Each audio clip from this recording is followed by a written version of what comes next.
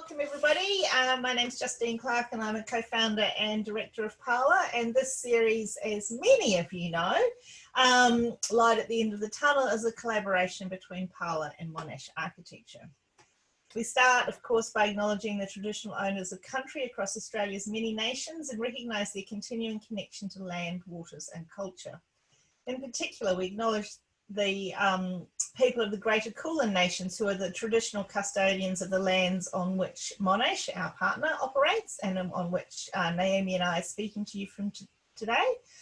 We pay our respects to elders past, present and emerging, and to the Indigenous Australians who are part of the Parlour community.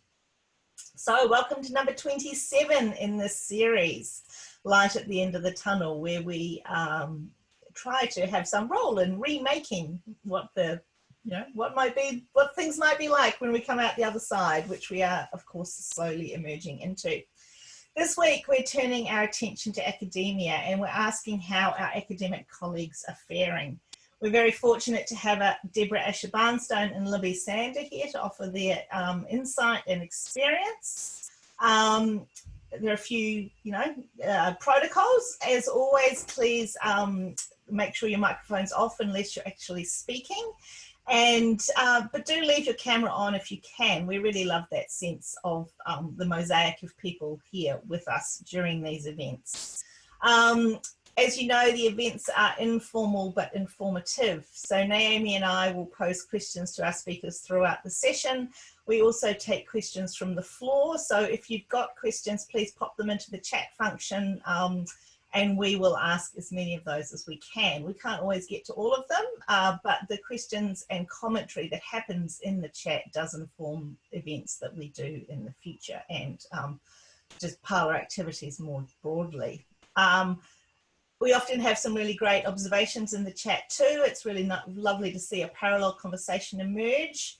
I guess with this topic, we would issue one of the warnings that we sometimes have, which is if you're going to talk about a specific situation, which is not a happy story, you might want to take some care to de-identify the organisation or individuals that you're speaking about. And that's really to protect you as well as to protect us.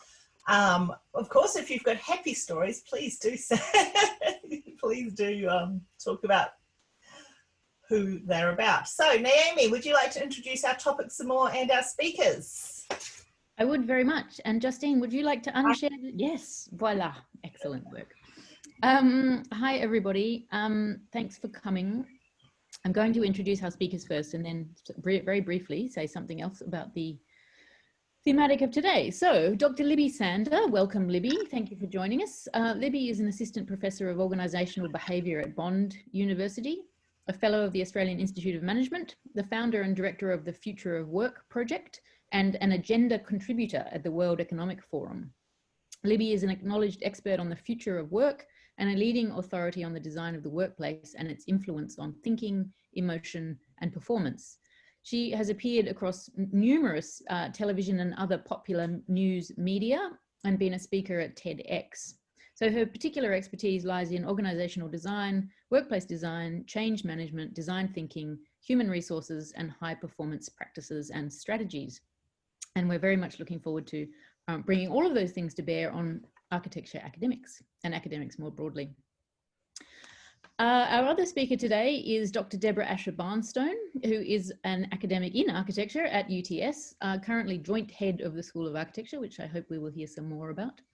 She's an architectural historian in terms of disciplinarity, who's held positions at universities across Europe and the US. She's also has considerable practice experience as principal of Ascher Barnstone Architects. In terms of her research interests, her primary interests are in 20th and 21st century German and Dutch art and architecture and classical modernism. And she has a particular interest in dismantling historical myths by re-examining received histories in order to uncover alternate interpretations of the past. Much of her work is focused on transparency in architecture, based on her observation of glass architecture in Germany during the post-World War II era. And I'm going to use that transparency metaphor as a segue into thinking about our thematic today, which is, of course, the session is called How Are the Academics Faring? And it's a leading question because certainly I, and perhaps also Justine, and perhaps also our speakers, think that it's been a mighty tough year for academics. And it's not actually getting that much easier for many people. For many people, it's not getting any easier. It will continue to be extremely difficult next year and beyond.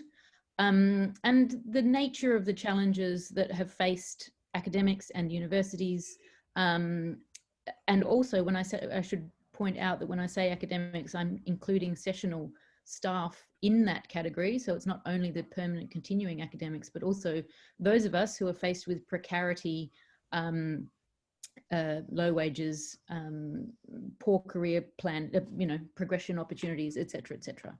So I think the academics are not necessarily faring that well. And this is obviously coming partly from my observations around the country, but also my own role as head of Department of Architecture, which of course I'm not going to be for much longer. So I thought we might start with the question to both Deborah and Libby.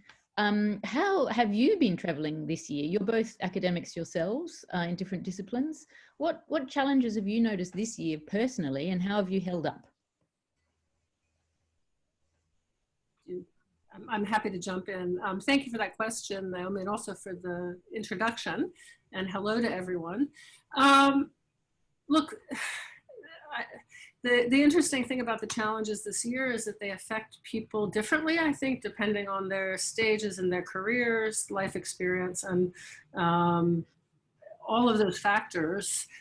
For me, it hasn't been a terrible year, to be honest, in spite of a tremendous change in role, new burdens, unfamiliar tasks, and things like that. So I think I'd rather speak about how my colleagues are traveling, because there I've seen a wide range. I don't think we have anyone who has been so terribly affected that they have emotional issues, thankfully, or psychological issues. So we've been very lucky about that. But there's been an incredible increase in stress, in particular when the universities had to switch. We had to switch within a week from normal modes of practice, face-to-face teaching, to online teaching with no tuition in best practices, no real support from the university. I know from colleagues around the world, this is very common. It happened everywhere as far as I can tell. And that put a tremendous amount of initial stress on people, although they did an amazing job. And I think that that's supported by the high retention rate we had in spite of the rapid changes. But that certainly added stresses. Other stresses that are that you alluded to that are particularly real for colleagues on contracts are lack of information throughout the year, lack of a clear budget. We know here going forward, the next 2 years are going to be pretty bad, but we don't know what that looks like. So at this point, we can't even with any great confidence tell people what their teaching is going to look like for next year. We know it's going to be more. We know it's going to be burdensome. So I think the uncertainty that's ongoing in a lot of ways for me is perhaps the worst thing. Other people may disagree. But I would say that that's the worst thing for colleagues, because at least if you know what you're facing, you can start to develop strategies to deal with those changes and issues. And I'll stop there. Would you agree with that, Libby? Uncertainty being a real challenge? Yeah, thanks, Naomi. It's great to be here with everyone. I think, I'd like to sort of say in general from talking to a number of academics on this issue right across the year because of my research topic is that there's been a huge, I guess, stretch on the psychological contract of employment. And so people are feeling obviously very uncertain and very afraid of losing their job. And so perhaps their normal response to say, hey, I don't think that's reasonable, or, if this happens, then this isn't going to happen. People just don't feel that they can do that. And obviously people's personal circumstances will influence that a lot. I was talking to a colleague the other day in another university, and she had a 100% increase in her teaching load last semester, and she's now off on stress leave. Another academic I was talking to, she fell down the stairs at home and actually fractured her spine in 3 places, and the university told her that she needed to see the university doctor to actually verify that, and they put her on light duties, and she's still teaching at home online with a fractured spine in 3 places, but doesn't feel, you know, that she can do anything because she's scared of losing her job. And so I think, unfortunately, that's the context. And, you know, constant low grade change and uncertainty, we know leads to, or can lead to, anxiety, certainly can lead to, you know, sleep degradation, you know, a range of health issues, both physically and psychologically. You know, I've heard of students who are suicidal, who've been, you know, in touch with student services. So I think you, as a group, have probably already discussed that topic. But I think what I see as the big issue is that academics are not really voicing their concerns generally, because they are very afraid of what that might mean, and, you know, trying to weigh up this new landscape and what they think they can and what they can't do. For me personally, I'm an early career researcher, so this year my normal teaching load is obviously 40% as a standard academic, so 4 subjects a year, and I've taught 7 this year.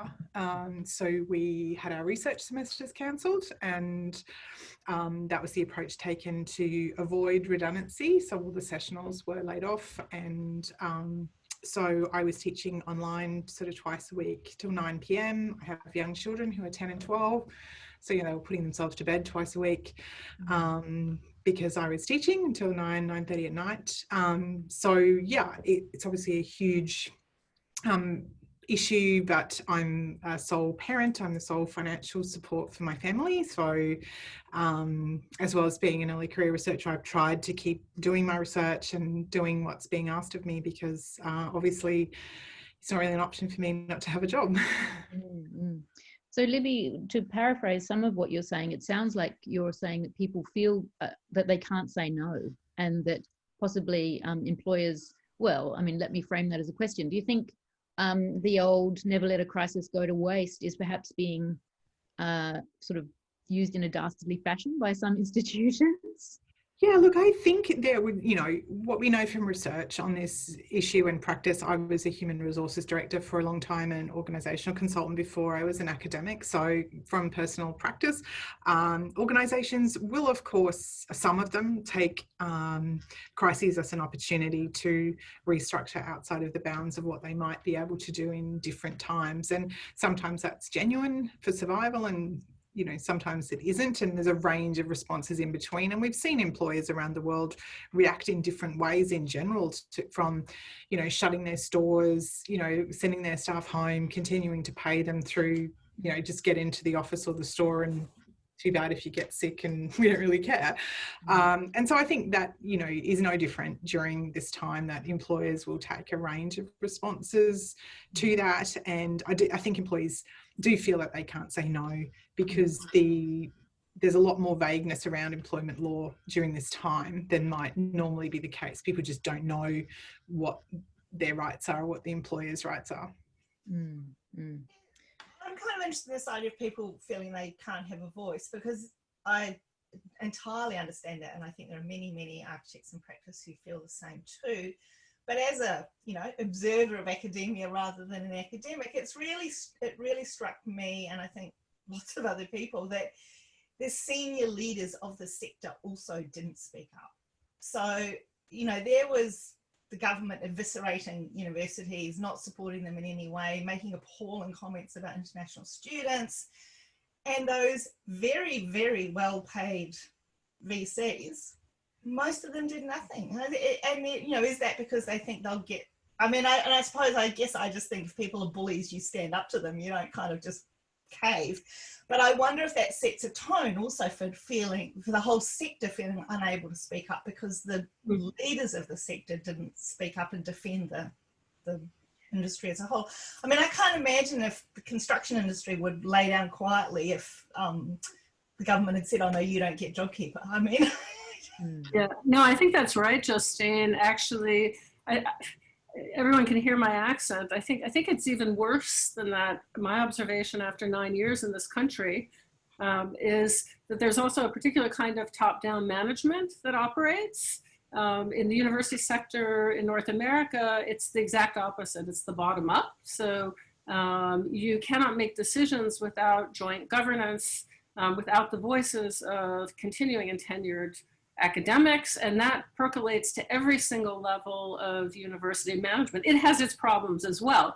You can imagine trying to build consensus with 4,000 academics isn't always an easy thing, but I think that is absolutely true. And of course, what was going on behind the scenes, and Naomi could speak to this very well, I think too, is that different parts of the Australian university sector didn't want to speak out against what the government was doing because they were trying to do backroom deals for their universities or for the group of 8 or for the regional universities. And so we never had from any of our national organizations a unified voice. And that's very discouraging for all of us. Yeah, I agree with Deborah. And I think one thing that I found that was kind of, upsetting but interesting during this time was that, the kind of media around academia at this time, that there was a huge amount of, obviously, appropriately, empathy for people losing their jobs and who were in difficult situations. But it was kind of the opposite that we saw a lot of media around, academics have cushy jobs and they're all just doing pointless things and we should stop funding them. And that was kind of driven by some sectors of the media. And I think as academics, certainly, I've spoken to a number of people who sort of feel this kind of, I don't know if shame is the right word, but, feel that, it's another reason why I shouldn't say anything, because people, look, we've got the media saying all these cushy people over here not doing any work anyway. So, and I think it's very sad for, research going forward and for, the incredible talent that we have in academia and Australia's research output and our standing internationally. And so, I think that was something that emerged that surprised me. Yeah. So, and also, do you think that's affected, because during the pandemic, I guess we've all heard people say, oh, well, I really can't complain because I know that people have got it a lot worse than me. And that is true. That's certainly true. And I mean, certainly for tenured academics who have managed to keep themselves in work, they're just in dramatically privileged positions, especially compared to the precariat. On the other hand, their suffering, if I can use that word, and also their struggles are also real. And just because someone else is suffering more than you doesn't mean that your suffering is not real. So, I mean, have you observed, the two of you observed that as well, a kind of apology and like relentless work because of a sense that we actually are a privileged group and we'd better just be thankful for what we have? Yeah, I actually looked into some research earlier in the year around this topic, Naomi, and which was quite interesting because there was, I think academia was certainly one profession that was really required to do this, but obviously there were some others where in the healthcare sector, obviously there was, again, rightly, an enormous amount of acknowledgement and support for those workers, and which is wonderful. But there were some other sectors where you were, including academia, expected to just turn up and pretend everything is okay and carry on, and certainly not convey any of that anxiety or stress or that anything was wrong to students. And, research actually shows that doing that and that continual kind of putting on this face and acting to do that can actually lead to, a form of trauma. And, that if you just keep turning up and keep pretending that everything's fine and not feeling that you can have these conversations, that you can sort of end up in that space. And I actually think that is something that is going to become increasingly obvious as we go down the track, because we are just turning up and pretending everything's fine because, to the students, we have to. Yeah. Well, and I guess there's been a degree of, well, certainly I've noticed there's been a pretty high degree of cheerleading, like positivity, everything's going to be all right. We're working together. It's going to be okay, which is necessary, right? Like to maintain the culture and sort of comfort and succor people in a time of trouble. But at the same time, things really have been pretty bloody terrible for a lot of people, and acknowledging that I think is quite important. I think this has been part of, paradoxically, in my view, the situation that's caused so much stress for people, because Certainly, I could speak to UTS. We have a vice chancellor who's very reluctant to be the bearer of bad news. And I think also reluctant to have to make the hard decisions that he knows are going to affect people's lives adversely. And so the messages that we've had all year long have been really bizarre. Like, you know, even when it came down to, I see a couple of my colleagues from UTS here on the screen, we got this initial email a few months back about the voluntary separation program. And the vice chancellor said, the bad news is we're going to lose between 200 and 250 jobs and maybe twice that. And all of us read that and went, wait a minute, what is that, 400, 500? What are we talking about? You know, so it was sort of a classic thing, and and because they don't want to tell us the depth of the issues, because they want us to feel positive and they want us to keep going, it fuels the uncertainty and fuels the fear and the paranoia, and so it's a kind of, I'm sure Libby can tell us that this is how this works in psychology, but it's a really weird psychology because you're almost stuck between a rock and a hard place. If you say the dire thing, are you going to demoralize everybody so much that they don't want to rock up to work, or they can't? And I don't have the answer to that, by the way. Mm. What do you think, Libby? Look, it is a tricky role, you know, in those leadership positions. You know, research does say, you know, be as open and transparent as possible. If you're trying to enact change, that people would rather know, you know, the truth, but then there's probably limits to that in a time like COVID, where you've got just so much uncertainty, where there's just literally so much unknown. You know, if you've had a financial crisis in the company for a while and it's much more predictable about, you know, are you going to have to make layoffs or not? Then you should be more open about that. But I think in this situation, it was in the beginning, everyone thought it would go away in a few weeks, and, you know, it didn't. And so I think it is a tricky position for them to be in. And, you know, and then obviously when there isn't communication, people will just fill that with, rumor or making things up, or, you know, assuming things. So, you know, look, I think most CEOs have been kind of caught just not knowing what to do during COVID, because we haven't really experienced anything like that before. Mm.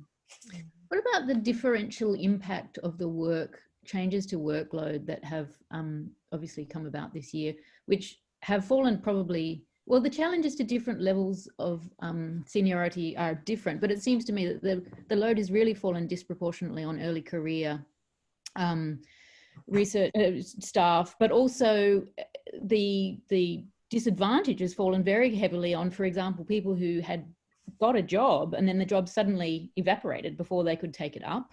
And I've heard of more than one example of that. People who have just, let's say, graduated from a PhD and will be now looking for a job and are feeling very trepidatious about what their prospects are.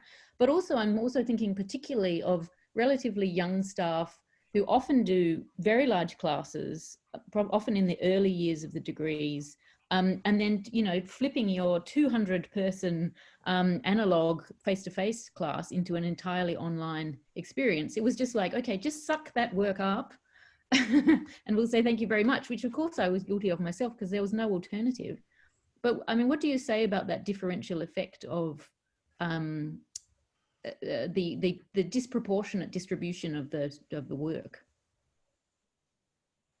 Well, maybe Deborah can talk more specifically about architecture itself. Obviously, I'm, you know, not an architect, but, you know, understanding certainly in other faculties, there are, not all of them obviously, but others, it's an easier transition to do some things online, and many of those faculties were already doing that. But when you have the studio and, you know, such a practical element and so much that relies on that face-to-face tactile element as in architecture, then I imagine that would be quite a significant shift, you know, for people in that area. And, you know, as you said, then that how do you teach 200 people online, you know, to build a model or do something like that is probably, you know, much more challenging, although it's been very challenging for other academics to convert their courses online. I think certain areas there was much more of a, how do we do this? You know, we hadn't contemplated ever doing this.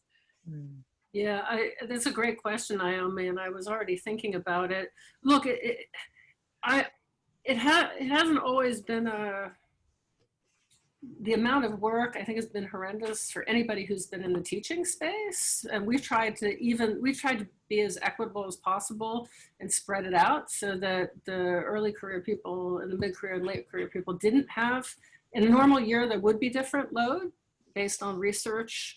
And I can speak from experience. I taught much more this year than I have almost ever taught since I've been at UTS. And I think where the real burdens are the differences between online and face-to-face teaching, what Libby was beginning to allude to. What we discovered in Design Studio, first of all, is that even if you only have 18 or 20 students in the studio, it literally takes 4 times as much to go through the same work online as it would if you're sitting in front of them in a studio, because of the nature of the medium and the fact that you can't just spread out a bunch of drawings on a page and look at them. And yes, we've tried Miro and Concept Board and all sorts of other new platforms, which no one had much familiarity with. So one of the burdens was simply the conversion isn't, I go from 9 hours of face-to-face teaching to 9 hours of online. It didn't work that way. What we discovered was you went from 9 hours of face-to-face teaching to 27 or 30 hours. And then in that sense, the people who were casual or sessional got slammed the worst because we have fixed contracts for them. We couldn't, we tried to change the hours as much as we could, but the universities had lost income, and then you're caught in this really unsustainable place. So that was one thing. And I think the other thing that was quite surprising, at least to me, is that even subjects that we assumed in the beginning would translate well to the online forum, for example, large lectures, which we've now been told we have to continue to deliver online for the foreseeable future, they're a disaster. Because the students, you tell them to turn their cameras on, but you can't force them to. They turn the cameras off, and then you know that they're doing something else. And so we noticed across the programs a decline in student synthesis of material using this as the primary teaching platform. So that's one thing. Another really interesting thing is that the older, more experienced students, at least here, were much better prepared to deal with the shift and did it more successfully. So that's also been really interesting. It's sort of predictable, I would suggest, but you never know when you get down the track. And we are frustrated. I am frustrated, but we are frustrated also by the university's lack of flexibility now as the rules change outside in society, about how many people can gather in a space and all this kind of stuff. Our rules have not moved at all. So, so it was very difficult. We tried to do as much face-to-face as possible this semester after seeing what happened last semester. And we haven't been able to do a lot because the university is even more risk averse than the state government.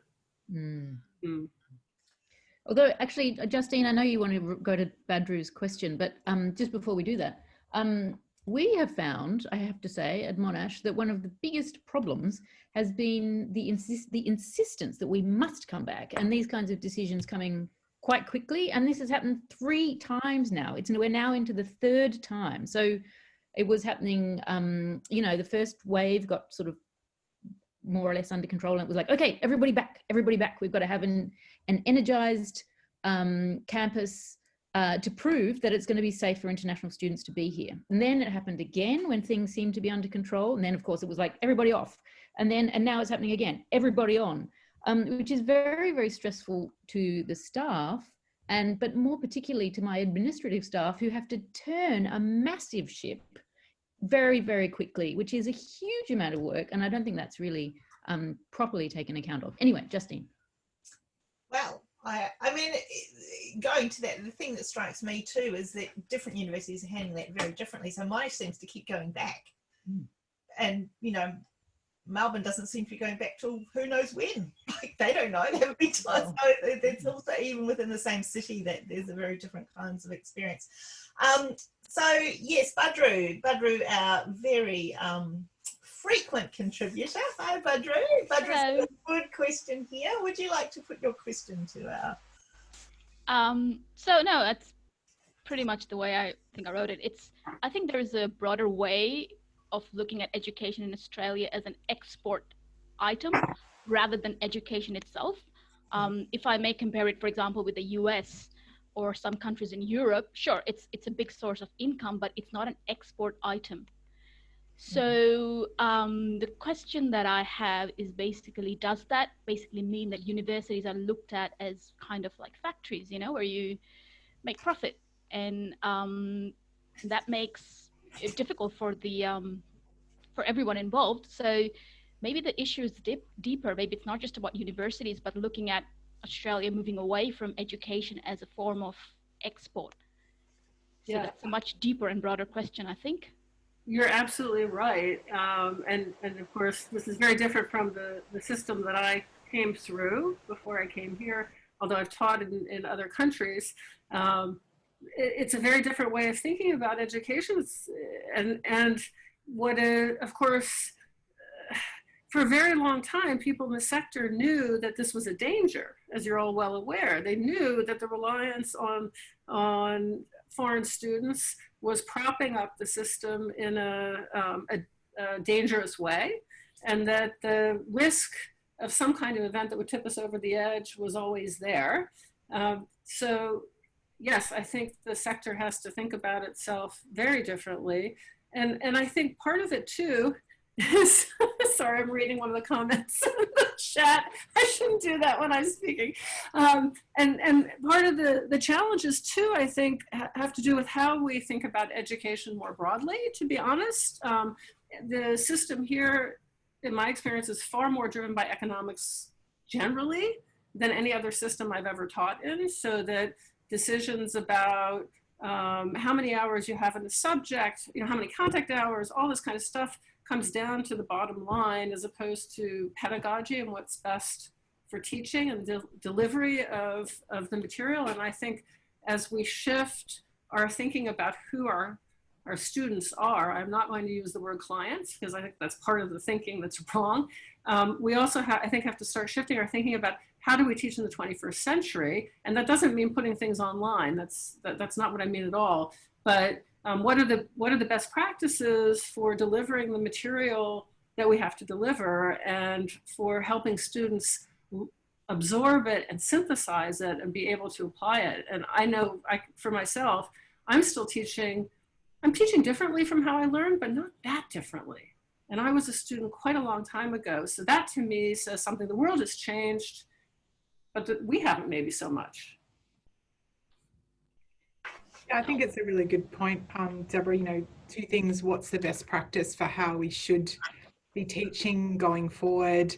And I think, you know, the question around the model is obviously much broader, and we need to look at government and policy, and, you know, the importance that is placed or not placed on research, and, you know, what our sector could or should deliver. And, you know, I think COVID has probably brought a lot of those issues to the surface that have been sort of hiding behind, you know, good numbers because of international students. And, you know, we really need to kind of have a fundamental rethink about, well, you know, what does this look like, and what should we be doing going forward?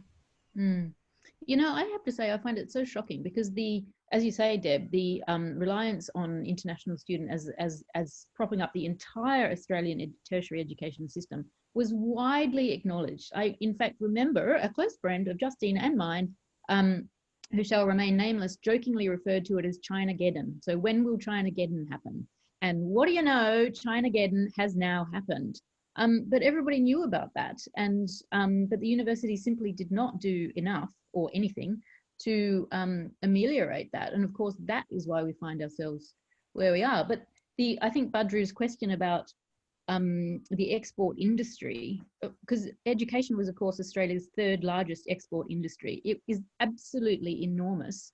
But did we see the Commonwealth government saying to mining, or I can't remember what the second one is, that they were ineligible for any kind of supports? No, it was a targeted and specific ideological targeting of the higher education sector for anti-intellectual purposes, which is shocking. This is absolutely shocking, what has happened to the tertiary sector at the hands of the Commonwealth government. Sorry, I'm supposed to be asking questions. But it's true, and you know, it's a bit of the American Republican nonsense playing out here in Australia. So, which is also shocking. Another piece of it, I might add, because this is, you know, we've had discussions about how the university is going to be changing for the next couple of years. Is there's another weird thing that's related to Badru's question in the structure of the universities in Australia, dare I say, that are incredibly bureaucratic and very top heavy. I've looked at the statistics. Most have as many or more administrative staff as they do academics, and bureaucratic systems that are insane, time consuming, and employ lots of people. You know, so you could argue that that's a good thing on the economic side, but it's also part of what's weighting down university finances. And I've been a bit shocked to watch UTS as it sort of struggles how it's going to realign itself and what it's going to do. Equal cuts, administrative and academic staff, you know, all the way across the board, and an incredible reluctance to consider some of these bureaucratic systems that make, in my universe, no sense whatsoever. Why? How does it make sense for someone who's not an expert in architecture to evaluate the course that I wrote, for example? And why do I need 40 people across the university to look at that in order to accredit it? Surely 1 or 2 is enough. So their process is like, Justine's cracking up. I thought Germans were bad at, Monica's on here, not to insult the Germans, but I thought German bureaucracy and Dutch bureaucracy was terrible. So something to think about. Yes, academia, it's a very strange place, that's all I can say.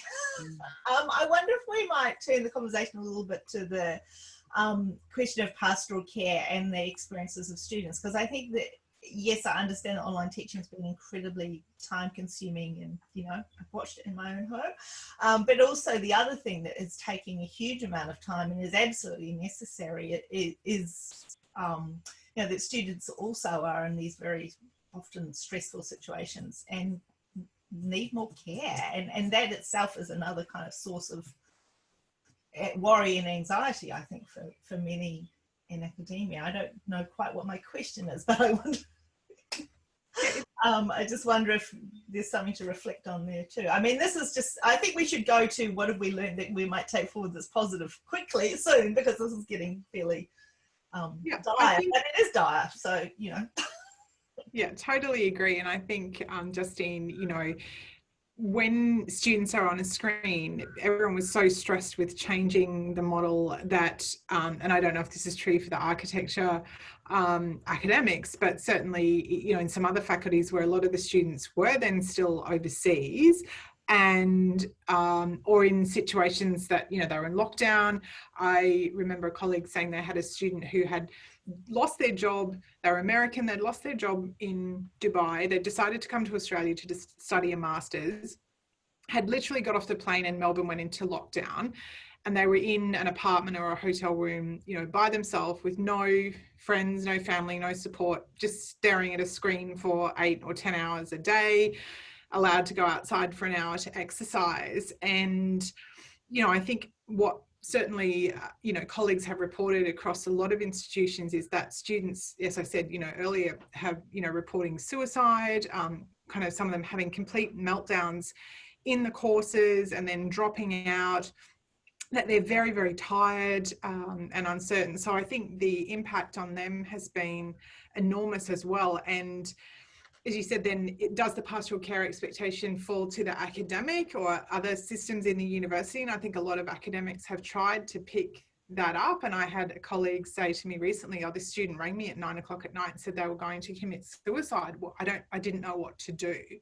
And so I think going forward, there needs to be, you know, there are obviously people within the university that can provide counselling and support. In most universities, that's been the case for a while. But I think specific communication around the issues that we're seeing coming out of COVID is probably something that the sector could definitely do more of. I was speaking at a conference recently with Lend-Lease, and they said they have 800 staff who've been trained in mental health first aid, you know, and so those types of initiatives, I think, unfortunately, are still too rare in organisations.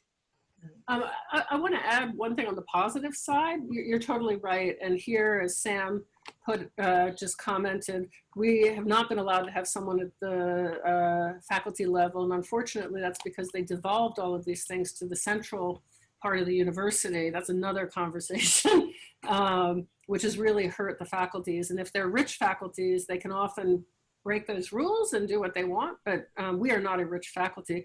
But one positive thing that's come out of this, I've noticed, is a shift of the dial on the part of academics to be more patient with students. We've put a lot of pressure on them not to think that their job is to fail students, but actually their job is to support them and lift them up. And if they're struggling, to to find ways of helping them. And this was not the culture of the institution at all. And I think that that's a positive thing. And I'm hoping that we can work on that more and develop that and bring that forward. That's, again, partly a cultural difference. Institutions in the United States see the role of the educator to lift everybody. And I was shocked when I came here at the difference between high distinction and a fail. The spread is much more compressed in most North American universities, and I think that's because they baby the students more. I admit it. You could call it that, or you could say that there's this belief that the educator's role is actually to help everybody. So maybe some light at the end of the tunnel. The star system in architecture doesn't help its education, does it? I wonder if we might go to Melanie. Melanie's got a question about the way that COVID has kind of exposed the particular aspects of the way the courses here are framed. Melanie? Yeah, look, I think it's been, so my Prof Prac course at UNSW, where I've just started this year. So I had not only a very short time frame in which to revise the course, but then to turn it into an online thing, which was and I'm getting used to a new system because I was at UTS for 13 years. That was a challenge. What was interesting was that the students in term one, because UNSW is on 3 terms, students in term one, because they'd had those 4 or 5 weeks of lectures and in-person tutorials, we found that we were able to get to know the students and manage the student welfare and their understanding of the why of the subject. Because I can tell you, and Deb's nodding ahead, I mean, if teaching Prof Prac even at UTS, or I've even taught, done some teaching at Newcastle, it kind of blows students' minds anyway, because they haven't had to think about architecture in that way, about professional practice. Even students who've worked haven't been provoked and asked to think about professional practice topics and ideas.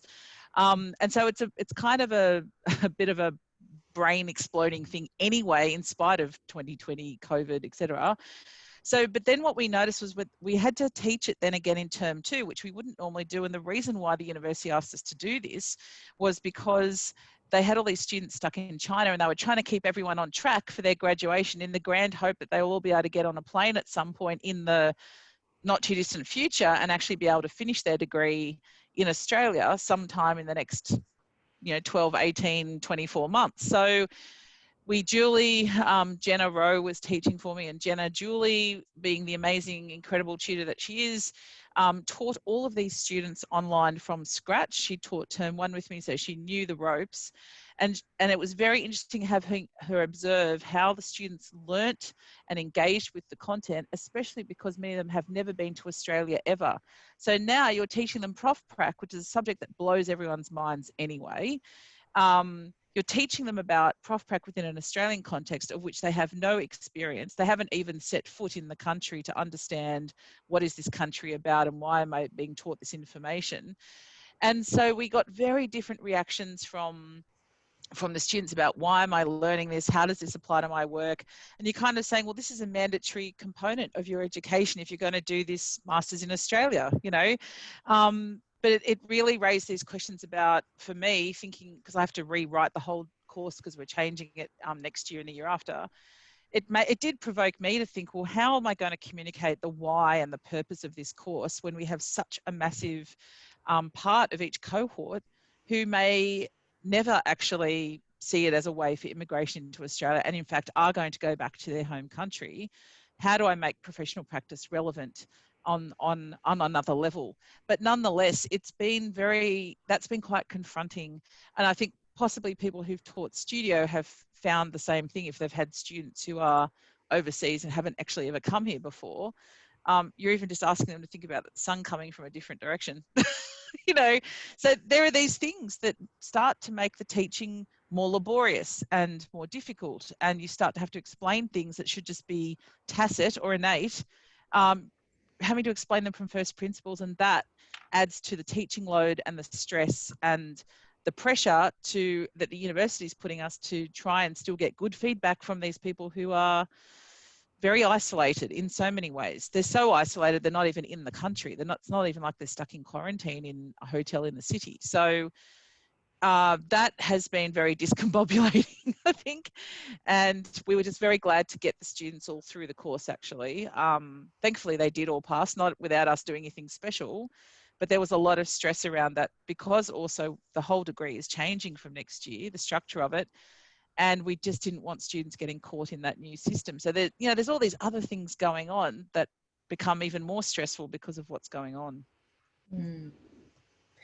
Sorry to sound negative, but it's just interesting to keep reflecting on these things and how it impacts on your teaching and and the course content, as much as what have we just been through and what were the mechanics to get to the, to kind of hang on to the roller coaster.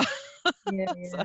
It's a really interesting example, Melanie, because as you say, it's another angle on the globalization of Australian architectural education, that it's, as an export industry. And why are we teaching about conditions in not only Australia, but possibly even just in New South Wales or just in Sydney, when it's really not that relevant? So we don't have that much longer, and I'm just wondering if we could turn now, as Justine says, trying to be a bit positive, to what's been great about teaching online this year and what has been good for the experience of academics. Libby and Deb, do you want to comment on that? Yeah, I think certainly having, what I've heard academics say was having the flexibility for a lot of them who hadn't been able to teach online or didn't have online courses, just to have that greater flexibility to, during a time when they were quite worried, about their own health or that of family members, just to not have that additional stress of being in a room full of people, maybe hundreds of people who might be, ill, was quite a relief, I think, for a lot of people. And then just to have that sort of time to, with all the other stress, because I mean, whoever thought, realistically in Australia that, you'd go to do your grocery shopping and you wouldn't be able to buy toilet paper. It's just probably not something we contemplated. And so even going to the grocery store was incredibly stressful. Can I even get any food? And am I going to get sick? And so I think not having to go to the office as well as be in front of students was definitely something that people thought, well, this is helpful at a time when many people just wanted to curl up on the couch and, sort of retreat from the world. Yeah, I'll add the architecture specific things. Thank you, Libby. I totally agree. For us, one of the huge positives has been the ability to take advantage of international networks in a way that was so difficult pre-COVID. I mean, everybody's sort of laughing now about how difficult it was to get someone to do a Zoom crit or a Zoom meeting, or my 92-year-old father, will write me and say, can we Zoom this week? And that wouldn't have been true 10 months ago. So paradoxically, I think the pandemic has opened up certain kinds of connections that are really, really positive. And it's not just critiques, but lectures and those kinds of things. And we don't have to pay $10,000, obviously, to bring the person into Australia, which is often not possible, And my guess is, and I know this is across the board in academia, and my guess is that that will continue now. That people have discovered how great it is. That includes exhibitions online and these kinds of webinars. And I think another positive is just this kind of forum.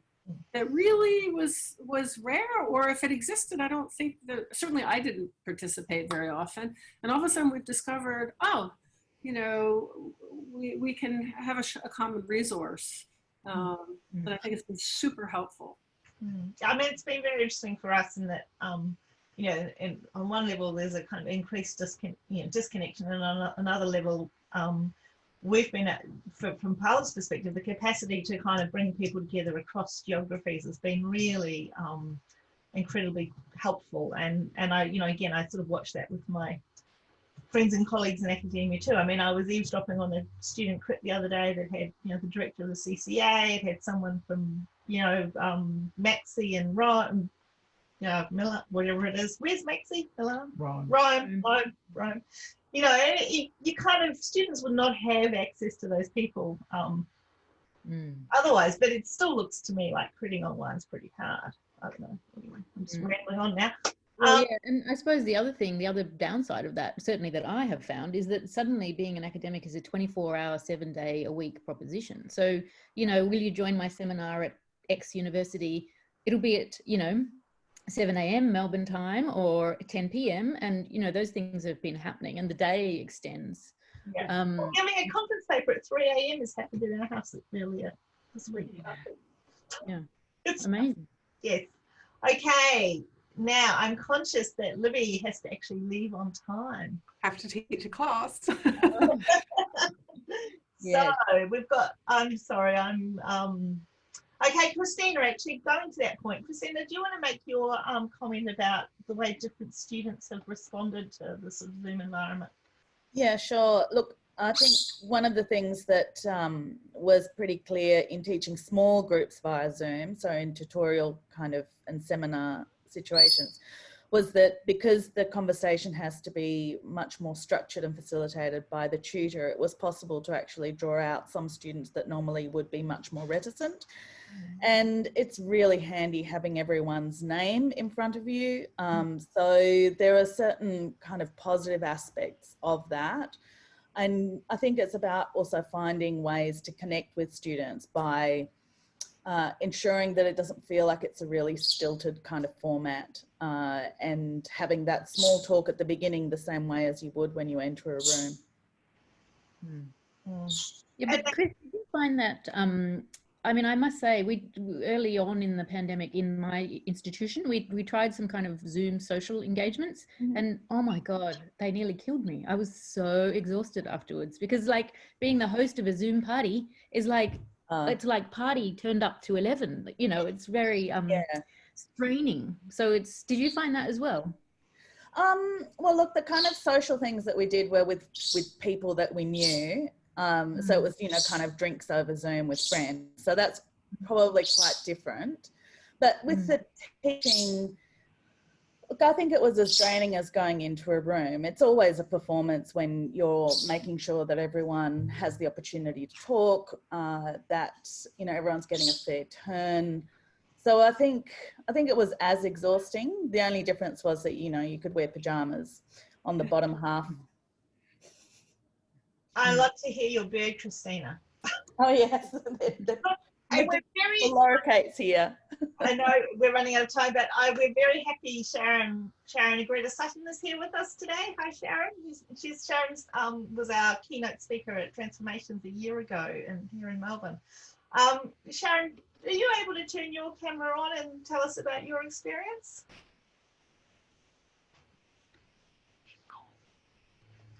You might have just gone to get a glass of water, possibly. I'm here. Oh, but hi, Sharon. I will not turn my camera on because it's Thanksgiving in New York. Right. Well, would you like? No, I was really. Hold on a second. I was really quite surprised to hear all of the negative experiences, which has not been true for me. I've actually had the best design studio I've ever had, and it's the same studio in which I got the worst evaluations of my entire teaching career. And, you know, I said in the little email that I sent that what was good about the year for me is that it has put my colleagues and I in a position to question things that we did out of habit. Like, you know, starting the studio in this mad, frantic uh, position of going through the syllabus, rushing through the site, giving the first assignment, and it just set such a bad tone.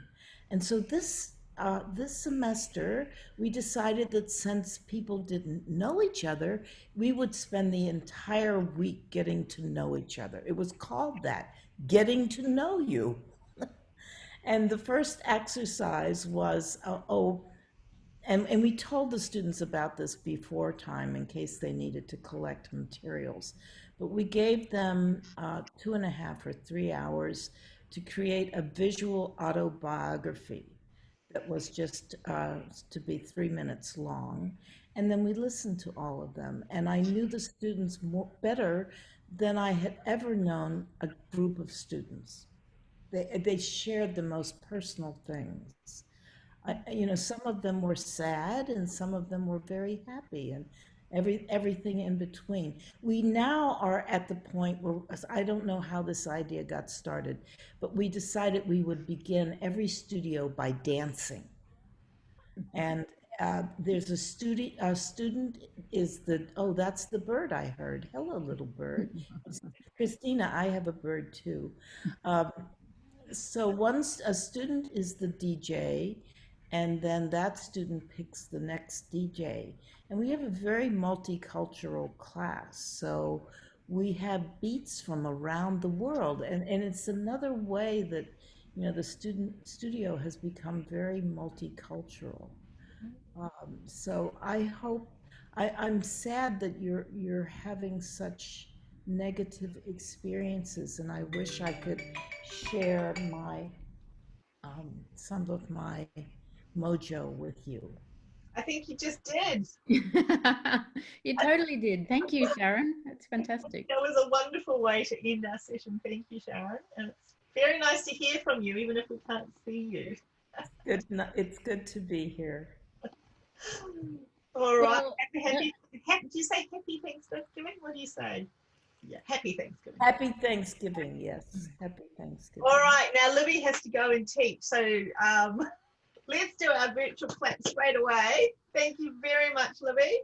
My pleasure. Thanks for having me. It's been very interesting. Thank you, Libby. You're really very insightful. It was really great to have you. Thank you. Thanks for the invitation. It was lovely to see what a great community you all have. So here's hoping that things will turn around soon for all of us. Thanks, Libby. Thank all right, and thank you everybody for coming. And it's so nice, as Sharon said, to end on a really positive note, because on the thematic of Thanksgiving, in fact, we do have a lot to be thankful for in Australia in particular. So maybe it's been a slightly ranty, slightly negative session, but for good reason. But I think if we can focus on the things that we are grateful for, of course, it will make us feel better as well as being psychologically beneficial. And there is much to be thankful for as well. So including this community, including you, including this event, and including Deborah Ascher Barnstone. Thanks, Deb. Thanks to all of you too. It was a pleasure. All right. I'm going to say thank you to our sponsors because without them, we would, wouldn't be here at all. So AWS, Brickworks, Monash, Melbourne, UQ, all power to the staff at UQ. UQ, I think they're just about to go and protest now. So thank you to everybody. We've just launched on the topic of interactions between academia and practice. We've just sent out the invitations today for the next lab session, which is looking at interdisciplinary collaboration. So the lab sessions are our Monday series. They're held monthly and really with the idea of bringing scholarly and research work that's happening principally within academia, but not always, to a kind of broader audience. And we had a fantastic session last time with Carol Goes-Sam and Deborah Brown, and this time we have one of Naomi's colleagues talking about the RISE project. and Heather Shearer talking about Gold Coast projects. So I think that will be really great. You can RSVP now. Next week, we've got Alison Mirams, who is the CEO of Roberts Pizzarotti, which is an extraordinary construction company, which is changing the way buildings are delivered. And Natalie Garley are back. Natalie's studying the work that they're doing. So looking at cultural change in construction. And architects often go, oh, it's all the construction industry's fault, we need to change them. Well, some people in the construction industry are quite far on, so there's things that we can learn from them too. Anything else, Naomi? What else? Nope. I don't know. It's all exhausting. Thank you and goodbye. Thanks for coming, everybody.